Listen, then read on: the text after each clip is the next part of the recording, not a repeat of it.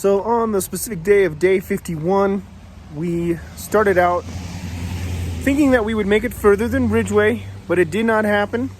We went to Ridgeway and then we were both feeling tired, so we decided to stop in Ridgeway because the next 40 miles was going to be climb, and we wanted to have energy for that, and we knew that it would probably just be better. So I'm going to have this vlog and then a vlog following that, and then a very special thing at the end, which you guys will find out. So this is day 51, or it rather represents day 51. What's up, family? I am back, and after this vlog, I want you guys to know that I'm going to be giving you kind of a little tour of a waterfall that's in the area. It was super cool. I hope you guys enjoy it, so make sure to stick around for that. But I actually wanted to talk about a different subject. The subject of having a bike buddy and how it really affects you when you are on tour. And this goes for a lot of relationships generally. I think married people could probably kind of understand this type of thing that I'm about to talk about. But when you are with someone on a bike tour, you get to know them very quickly. You know, me and Shlomo had never met, and then boom, you know, the first night we're spending the first night in a motel together. And that's just kind of par for the course when it comes to bicycle touring, of course.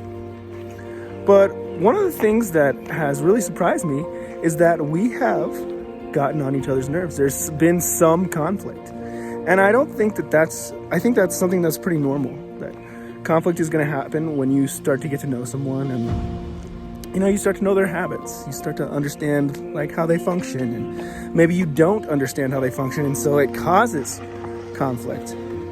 But through the conflict, Shlomo and I have come through it with an even better relationship. And now, you know, it was just before we were going to be getting into Colorado that there was some conflict going on. And as we sat and talked about it, you know, it was his idea, hey, why don't we sit down and we talk about it? It was kind of a Philippians 2 situation where do nothing with selfish ambition or conceit, but in humility consider others more important than yourself. That's just a paraphrase. But it also goes on to say that another paraphrase is to compromise with each other. Don't look at only your own interests, but the interests of another.